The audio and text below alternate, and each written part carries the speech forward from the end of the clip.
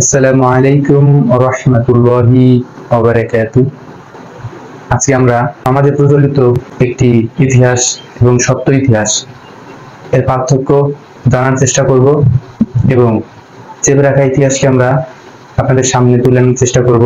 আপনারা সব ভিডিওটি মনোযোগ সহকারে দেখার চেষ্টা করবেন, ইনশাআল্লাহ অনেক কিছু জানতে পারবেন। প্রথমে আমরা বলতে চাই, বঙ্গবিজেতা বখতিয়ার খলজি মাত্র 18 জন অশ্বারোহী নিয়ে বঙ্গবিজয় করেছিলেন 1204 খ্রিস্টাব্দে। তখন বাংলায় কিন্তু শাসন করছিল সেন বংশের রাজা লক্ষণ সেন, এবং সেন বংশের শাসক তার অত্যাচারে নিম্নবর্ণের হিন্দু এবং বৌদ্ধদের জন্য সেটা মোটেও সুখবর ছিল না। এক পর্যায়ে বৌদ্ধরা এই রাজার অত্যাচারে অতিষ্ঠ হয়ে বাংলায় অভিযান পরিচালনার জন্য দিল্লির সুলতানের নিকট পরপর 3বার অনুরোধ করেন, এবং সুলতানের আদেশ ক্রমে বখতিয়ার খলজি বাংলায় অভিযান পরিচালনা করেন এবং তার কাছে পরাজিত হয়ে লক্ষণ সেন পালিয়ে যান। এটি আমরা সবাই জানি, এটি একটি ইতিহাস। কিন্তু এই ইতিহাসের উপর ভিত্তি করে ঐতিহাসিকগণ মনমতো দাবি করেছেন এবং বখতিয়ার খলজির উপরে বেশ কিছু অভিযোগ উত্থাপন করেছেন, এবং তার মধ্যে মূল অভিযোগ হলো নালন্দা বিহার ধ্বংস করা।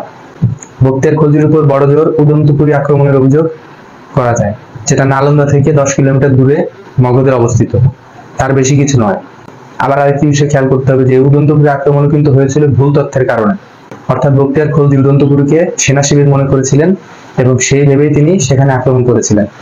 এবং আরেকটি মজার বিষয় হলো, বখতিয়ারকে উদন্তপুরে আক্রমণ করতে আমন্ত্রণ জানিয়েছিল খোদ স্থানীয়রাই। এ বিষয়ে তথ্য তুলে ধরেছেন পণ্ডিত কুলাচার্য জ্ঞানাশ্রী তার ভাদ্র কল্পদ্রমে লিখেন, বৌদ্ধ ভিক্ষু ও পণ্ডিতদের মধ্যে কলহ বিবাদ চলছিল, এবং তাই এমনই তীব্র পর্যায়ে ছিল যে তাদের এক পক্ষ তুর্কি আক্রমণকারীদেরকে তাদেরই নিজের বিহারে আক্রমণ করার অনুরোধ করে, অর্থাৎ প্রতিপক্ষকে দমন করার জন্য তারা আক্রমণ করার অনুরোধ করেছিল। এমনকি বখতিয়ার খলজির পক্ষে অনেক বৌদ্ধ ভিক্ষু নদী আক্রমণের সময় গুপ্তচর বৃত্ত করেছিল। এবং ডক্টর দীনেশ চন্দ্র সেনের মতে উদন্তপুরী বৌদ্ধবিহার ধ্বংস হয় 1193 সালে, এবং অন্যান্য গবেষকদের মতে সেটা 1191 থেকে 1193 মধ্যে, আর বখতিয়ার খলজি আক্রমণ করেন 1204 খ্রিস্টাব্দে। সুতরাং এখানে কিন্তু আমরা একটি সময়ের গ্যাপ দেখতে পাচ্ছি। এবার আসা যাক নালন্দা বিহার আক্রমণ নিয়ে। নালন্দা বিহার আক্রমণের কথা বলতে গেলে একটি বিষয় চলে আসে যে বখতিয়ার খলজি নালন্দায় কিন্তু কখনোই যাননি। বিষয়টি কি আমি বলেছি বা আমি দাবি করেছি? মনটি নয়। প্রফেসর ডি এন ঝা তার বই against the grain notes of identify, এখানে তিনি উল্লেখ করেছেন যে বখতিয়ার খলজি কখনোই নালন্দাতে যাননি। সুতরাং এটি কিন্তু আমার দাবি নয়, এটি একজন ঐতিহাসিকের দাবি। এবং গবেষক লেখক অনির্বাণ বন্দ্যোপাধ্যায় তিনি লিখেছেন যে বখতিয়ারের বিরুদ্ধে নালন্দা মহাবিহার তথা বিশ্ববিদ্যালয় ধ্বংস করার যে নিরঙ্কুশ অপবাদ সমাজে প্রচলিত, এর কোনো ঐতিহাসিক ভিত্তি নেই। এবং পরবর্তীতে কোনো ঐতিহাসিক লিখেছেন যে বিশ্ববিদ্যালয়টি 1100 সালে বখতিয়ার খলজি ধ্বংস করেছেন, এবং ভারতীয় প্রত্নতত্ত্ব বিভাগ এই আক্রমণ বা ধ্বংসের তারিখ জানিয়েছিল 1100 সাল। আরেকটি বিষয় আপনাদের জানিয়ে রাখি, সেটি হলো স্যার ওসলি হেগ বলেছেন বখতিয়ার উদন্তপুরে আক্রমণ করেছিলেন 1193 সালে, আর স্যার যদুনাথ সরকার এই আক্রমণের সময়কাল বলেছেন 1199 সাল। এবং সবচেয়ে মজার বিষয় হলো যে বখতিয়ার খলজি বঙ্গ বিজয় করেন 1204 সালে 10ই মে। একদিকে স্যার যদুনাথ সরকার বখতিয়ারের বঙ্গ আক্রমণের সময়কাল বলেছেন 1199 সাল, এবং অন্যদিকে অধিকাংশ ঐতিহাসিকের মতে বৌদ্ধদের নালন্দা বিহার ধ্বংস করা হয় 1193 সালে। এখন প্রশ্ন হলো, যে লোকটি 1204 সালে বঙ্গে প্রবেশ করেন তিনি কিভাবে 1193 সালে নালন্দা বিহার ধ্বংস করেন?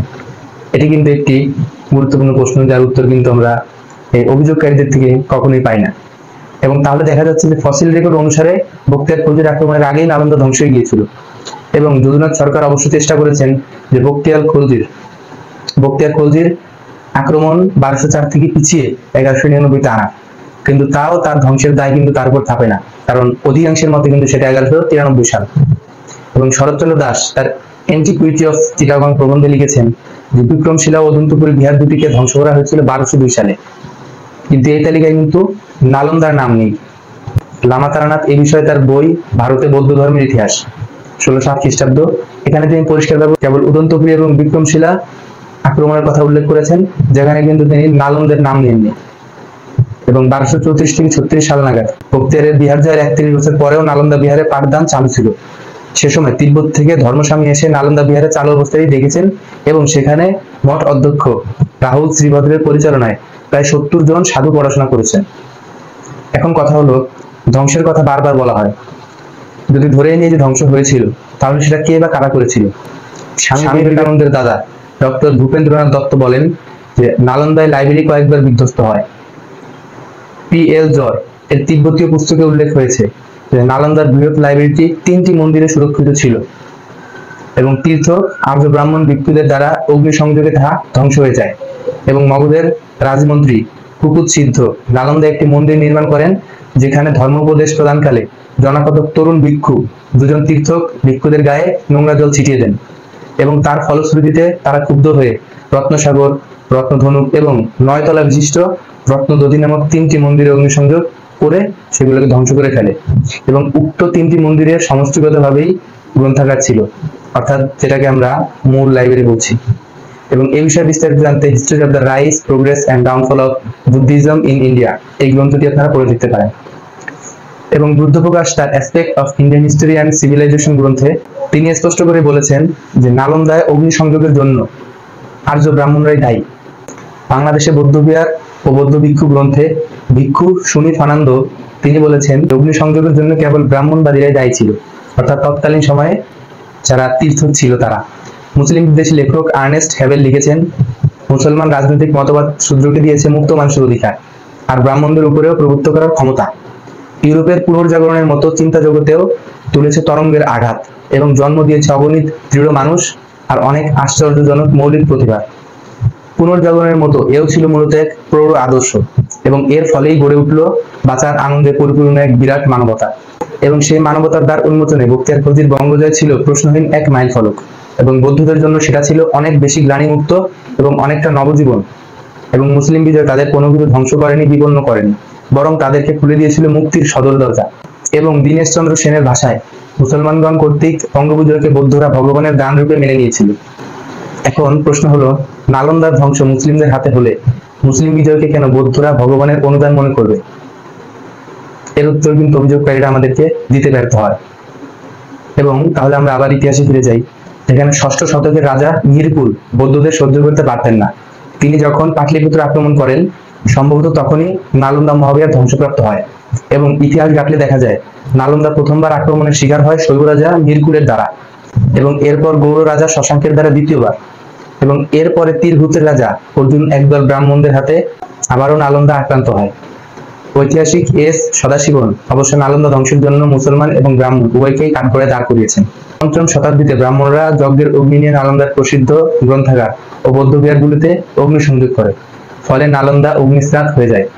এবং ঐতিহাসিক ডি.আর. পাটিল পরিষ্কারভাবেই বলেছেন ওটা ধ্বংস করেছে শৈবরা। এবং তিনি এও বলেছেন নালন্দা ধ্বংস হয়েছিল বখতিয়ার খলজির আক্রমণের আগেই। সুতরাং এখানে বখতিয়ার খলজিকে অভিযুক্ত করার কোনো সুযোগ নেই।